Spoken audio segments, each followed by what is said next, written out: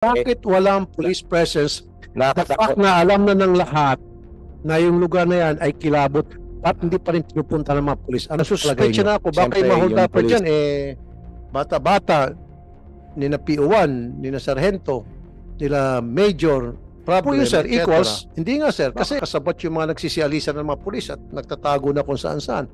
O nag-aantay na sa beer house at sasalo na lang pagdating ng hating gabi, magdideklara na agad yung mga hold upper. Ito na sir kita. Baka asset ng mga pulis ang mga nang hold up dito. So tomorrow, dahil kapag nabalitaan ko to the day after tomorrow, tuloy-tuloy pa rin sir, then sasabihin ko definitely kasabot ang mga pulis, ito'y pinagkakitaan ng pulis. Let's talk about hold-upan sa mga taxi. Ilan na pong buhay ng mga taxi driver na boys pang-hold up? Hold-upan sa mga jeep, hold-upan sa mga bus. Ano po yung plano nyo rito para ma-address to, sir? General. Meron naman tayong comprehensive efforts dito. Unang-una is on our local police. They have their list of criminal gangs involved into these hold-ups or other. Preemption po ang ibig sabihin. Huwag yung listahan ng mga hold-uppers. Gusto ko po, paano po natin ma-prevent Yes, to? sir. Meron tayong directives dyan, intensifying our police visibility Okay. in this convergence and also other areas where hold-ups or crimes are prevalent. So we'll be again reiterating our directives to them. Siguro po, sir, maglagay kayo ng mga mobile patrol cars strategically located kung saan yung hold-up prone kung tawagin at nag-iilaw-ilaw at siguro ipaalam niyo yan sa mga taxi drivers, sa mga jeep, sa mga bus na kapag sila ay nakaranas na hold up, doon nila dadalhin. Kasi I saw one video footage na yung isang taxi driver, meron siyang presence of mind. Alam niya na doon sa isang kanto may police, merong checkpoint na police or may station ng police. Doon niya dinala habang siya in hold up and then tumakas siya. Something like that. So, Yes, sir. Yes, sir. We'll do that, sir. yeah. So sa inyo pong data, ano pong kadalasan na hold up? Taxi, jeepney, bus? Hindi lang actually mga sasakyan to include mga tao din. Mga tao. Hindi, Yes, sir. I'm talking about sa passenger po. Sa mga jeep, taxi. I do not have actually the record here. We can provide you. So happy ako doon sa sinasabi niyong sir, police visibility. And kung kinakailangan para sa mga bus, many years ago I've heard about that, yung marshals na sumasakay, naka-civilian sa mga bus. Can we implement that? Yes, sir. We can Once in a while? reactivate this one, sir. Nandito pa naman yung mga HPG natin, sir.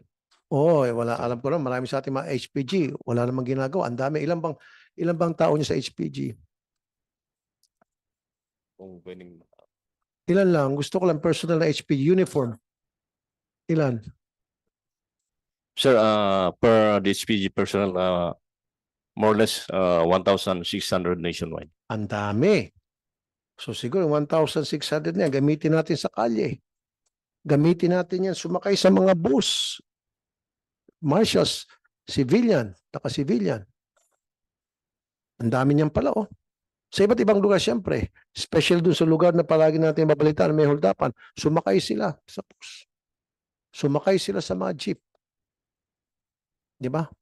Mabawas-bawasan, tapos may nasample na hold-upper. Di, medyo bawasan yan. And then police visibility also. Magpatrol-patrol siguro dyan sa EDSA, yung HPG. Ilan po yung nyo? Ilan po yung mobile car ng HPG? Ilan po? Hindi, wala kaming record dito, sir, and but we will be submitting this record, sir. Road 10. Oo nga pala, palagi ako nakakatanggap ng reklamo nito sa Road 10. Oh, saan nga itong Road 10? Sa Nabotas. Oh. Oh, itong Road 10. Talamak to, pinakasikat to sa lahat ng kalsada sa buong Pilipinas, Road 10. Carnap, hold up, snatching. Oh, bakit? Baka asset ng mga pulis ang mga nang hold up dito. Napapabayaan. Pantusawa, sir. We will direct the concern, the local police concern. I think support area Manila po ito yung binabanggit nyo na area yan, sir. Yes, sir. So, sir, deal tayo, sir. Medyo biro to na medyo kuntimpitik. Nag-usap na tayo rito, ano? Kapag hindi niyo po naayos to, pagdating ng, ano ba ngayon, sir? Monday? Pagdating ng Monday next week, ang balita ko ay tuloy-tuloy pa rin, marami pa rin ng hold up. Marami pa rin pong mga naharas. Kasabat ka, ibig sabihin. Siyempre, usap matino to. Yes, sir, we will for Kasi nga, maraming nagkukomento sa ano namin, sa hotline, sa Facebook namin. Itong Road 10. Tagal na ito, sir. Taon na ito. So, General, so this is what I want you to do. Kailangan gawin mo lahat na pwede mong gawin na ma-wipe out na to. Kasi kung gusto, maraming paraan pwedeng gawin. Kung ayaw, maraming dahilan na pwede ibigay. So, gusto ko gawa ka ng maraming paraan na matitigil na to by next week. In fact, dapat bukas pa lang Why next week? Tomorrow. All you need to do is just one phone call away sa mga bata-bataan mo dyan sa PNP. So tomorrow, dahil kapag nabalitaan ko to the day after tomorrow, tuloy-tuloy pa rin, sir, then sasabihin ko definitely kasabot ang mga pulis, ito'y pinagkakitaan ng pulis. Tama, sir? So by the day after tomorrow, wala na po to, sir. Problem sa Paki-monitor nyo nga yung mga Facebook natin kasi monitor nila So, by the day after tomorrow, wala na po, sir, ha? Thank you, sir. Thank you. Dami nagtataas na kamay. Last na lang, sir, kung okay lang po. Si Mr. Apo, Mamata. Apo. Siguro yung sidewalk na rin po, no? So how safe is our sidewalk? Dahil marami pong barriers. So ang nangyayari po si pedestrian po ay sa kalsada na dumadaan. So lalo pong nadadagdagan ang datos, either mamatay ka or magkaroon ng may kapansanan yung tao. Yan yung po sinasabi kanina, madam, na yung sidewalk kuminsan naokupan na ng mga vendors.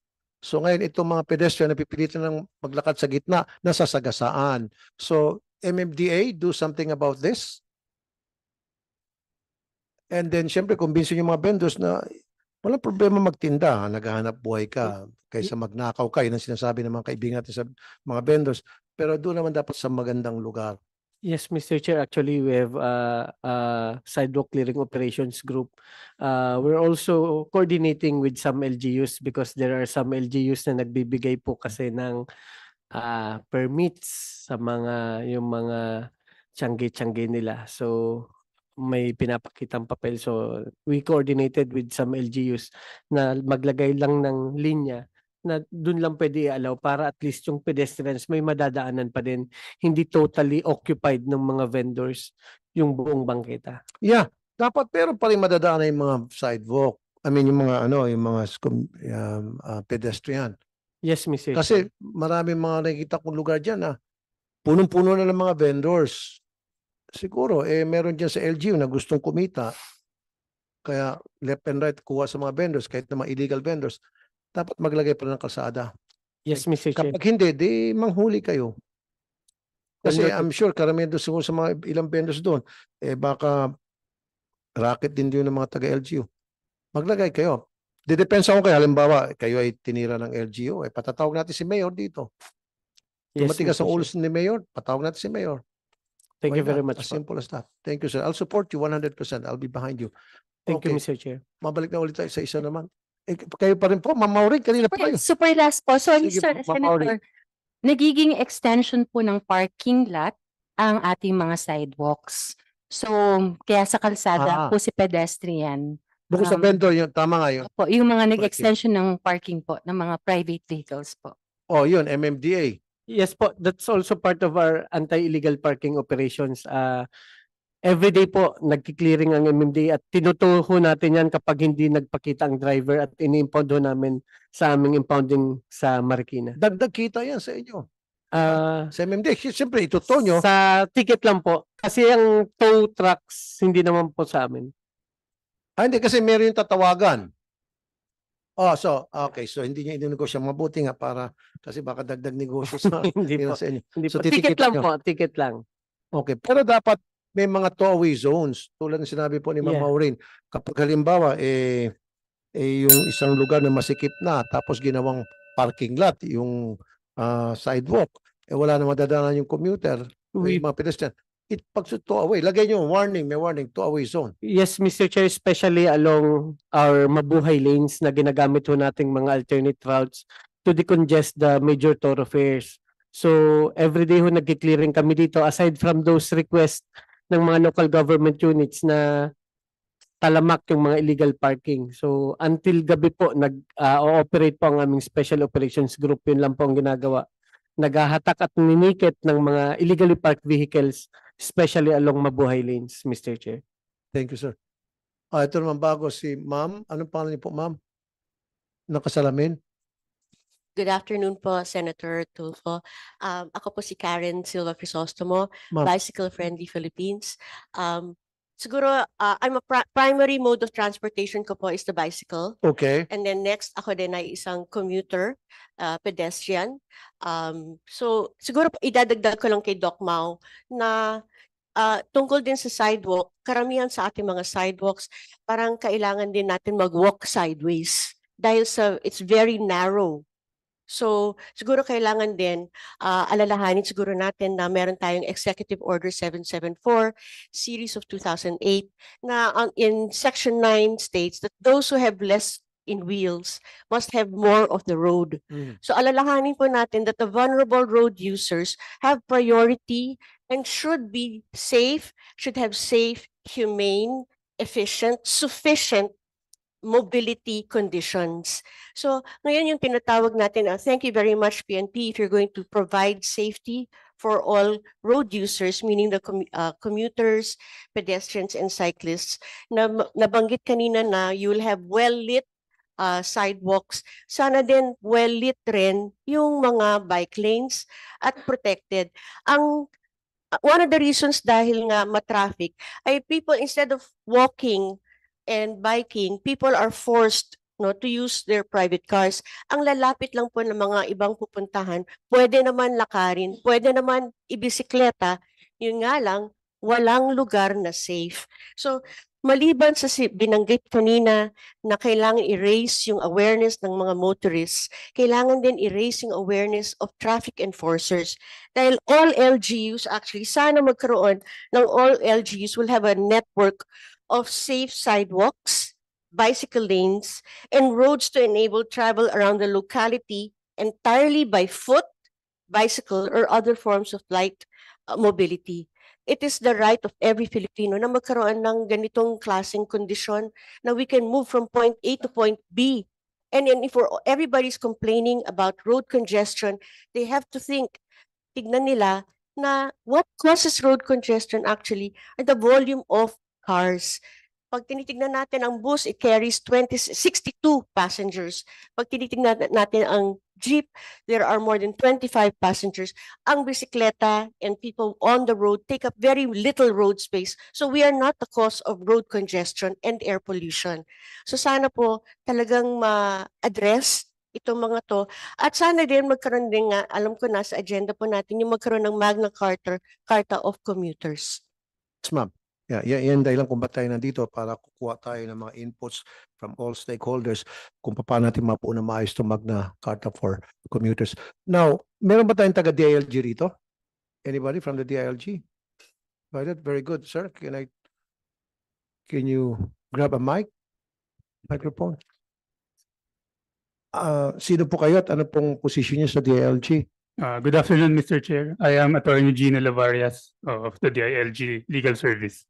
Okay, attorney, kanina pa namin napag-usapan dito yung safety ng mga pedestrians and then napag-usapan din po itong congested na ng mga dadaanan ng mga pedestrians na okupan ng mga vendors, what have you. At kuminsan daw kasi pinapayagan ng LGU yung pagkakaroon ng mga vendors doon, etc. Ano po yung inyo pong reaksyon dito? Mr. Chair, with that regard po, the DILG will issue advisories or memorandum to all LGUs concerned para magkaroon po ng malinis at maayos na pedestrians at ito ay maging commuter friendly po. We will reiterate our issued memorandum to all our local chief executives po. Yung sir, yung pag-i-issue ninyo ng mga mayor sa LGU ng mga permit para magkaroon po ng vendors sa mga kalye, wala ako nakikitang problema doon kung kailangan magbigay ng trabaho sa maraming kababayan nila doon, constituent. Pero dapat maglaan pa rin ng espasyo para sa mga pedestrian. Huwag yung okupahin na yung buong sidewalk, yung mga pedestrian naglalakad na sa gitna ng kalsada, nasa sagasaan. Do you follow me, sir?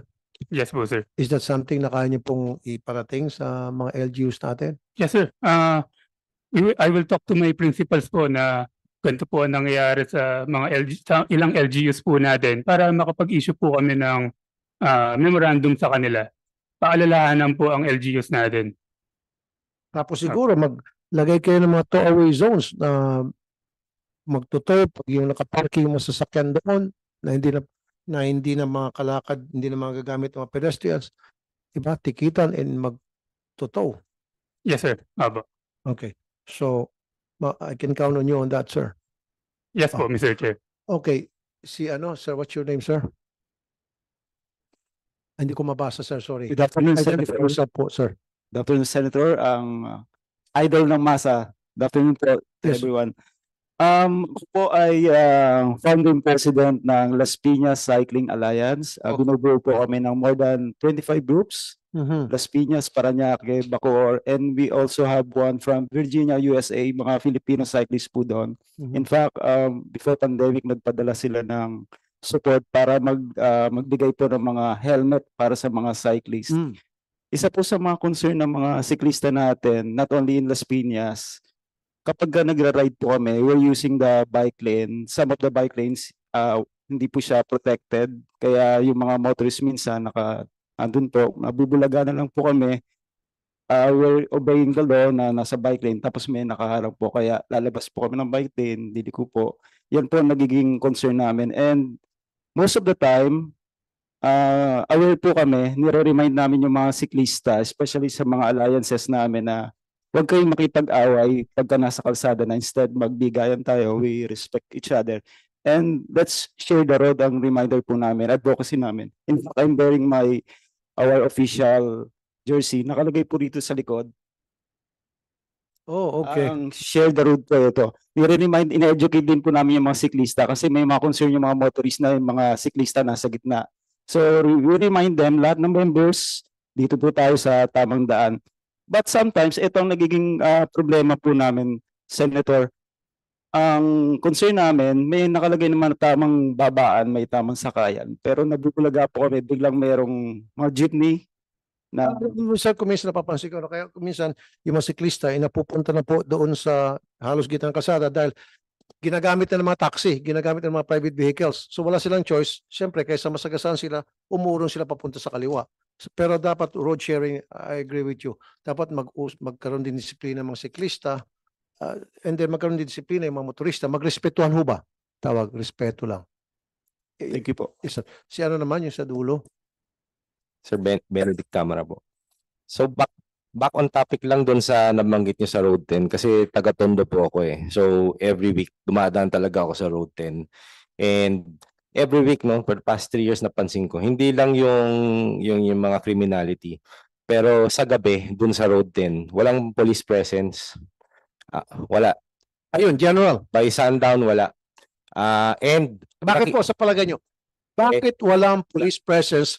The fact nakakatakot. na alam na ng lahat na yung lugar na yan ay kilabot, ba't hindi pa rin pinupunta ng mga polis? Ano sa palagay nyo? Siyempre, yung police, isang isang makakatabi lang dyan, masaksak pa, wala na. So, siguro sa buhay nila. Sir, siyempre ikaw taga-Tondo ka. Thank you. Thank you. Opo. Sabi mo for the past 2 years, yung Nakita ko, lugar kilalang kilabot dahil hold up at aksidente, etc. At walang police visibility, sabi nyo, for the past 2 years from by sundown, wala na. by sundown. Opo. Bakit po sa tingin nyo?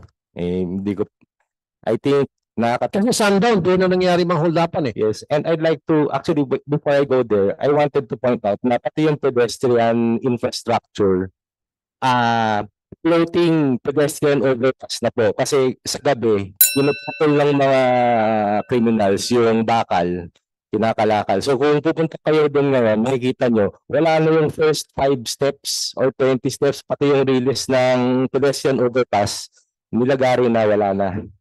So yun lang po, nakita ko yung progression noon through the years. Okay. General, ganito pong gawin natin. Maglagay kayo ng ano man tawag nun, yung maliit na parang station, parang ano lang, container. I want you to put an outpost. If I need to talk to you, Chief PNP, I will. From now on, I need an outpost doon. Na 24/7 nandun yung outpost that will serve as police visibility. Na dapat may naka-duty na police, at least 5 police. At mayroong isang mobile car na pwedeng umaksyon agad. Kasi matagal na yan, 3 years, nagsususpecha na ako, baka yung ma-hold upper dyan, bata-bata, nina PO1, nina Sargento, nila Major, problem, etc. Hindi nga sir, kasi it's just common sense. Sabi nga ni Sir from Tondo, sundown, limpyo na yung mga pulis. Saka pasok yung mga kriminal. 1+1 yun lang po yun sir, equals, baka kasabot yung mga nagsisialisan ng mga pulis at nagtatago na kung saan-saan. O nag-aantay na sa beer house at sasalo na lang pagdating ng hating gabi, magdideklara na agad tumahol dapat. Ito na sir ang kita. Sinasabi ko lang to parang joke pero maaaring pwedeng totoo. That's why para hindi kayo pagbintangan, do something about it. So I want an outpost doon sir. Maglagay kayo. Kung kailan nyo ng pondo din, kakausapin ko si Chief PNP, I don't know, papapondohan natin. Maglagay ng outpost doon. Para once and for all, matigil na po. Police outpost pa, wag tanod. Police outpost and then may mobile car. Can we do that? Kailan po natin maasahan na magkakaroon po ng outpost doon sir? Give or take para abangan ko. Kasi ako sir, ganito ang, this is how I am, this is how I work, I operate. Pag nangako ka sa akin, babalikan kita. Hindi ako katulad ng kung iba na bigyan ka ng assignment and then pababayaan ka na lang, babalikan ka after ilang taon. Ako, pag sinabi ko sa iyo in 5 days, babalikan kita in 5 days, believe me, baka less than 5 days, babalikan kita. At kapag hindi mo ginawa, sisingilin kita on air. So General, pag nagbigay ka sa akin ng ano, nandito yung mga alipores ko sa likod, jot down yung mga pangako nila para singilin natin. Yes, sir. We'll check Kaya on. dekorasyon dyan sa likod, ha? Baka, hindi nga, ayoko maging dekorasyon na kayo dyan. Dapat nagja-jot down din kayo sa likod. Ang dami-dami nyo dyan. Sige, go ahead po, General. Meron po naman Kailan? tayong malapit na PCP doon, but we'll check on the specific area. Yung PCP, tuloy-tuloy pa rin eh. Baka yung PCP pang ano. Maglagay talaga doon sa mismong area na kung saan talamak yung Yes, pag sir. sundown, sabi ni Sir from Tondo, yung holdapan. Palawakin nyo and then magkaroon ng foot patrol. Yes, sir. Ganun naman ang directive ng higher headquarters, sir. Siguro sa implementation na lang sa baba nito. And we will reiterate this directive again, sir. Lagay ka ng PCP doon, outpost, and then maglagay ka ng mga mobile car, police visibility, mag-ikot-ikot sa road yan. Tingnan natin kung di matigil yan. Yes, sir. Kaya lang, marami mawala ng kita. Ay, yung mga palapunta sa mga beer house, mababawasan punta sa beer house kasi wala nag-intriga. Anyway, joke lang yun, sir. So do your job, sir, para hindi Yes, kayo sir. mapagbintangan. Dahil kapag hindi nyo ginawa yan, sir, mapagbintangan kayo. And kawawa naman kayo kung talaga wala kayong ginagawang masama. We'll do that, sir. Di ba, sir?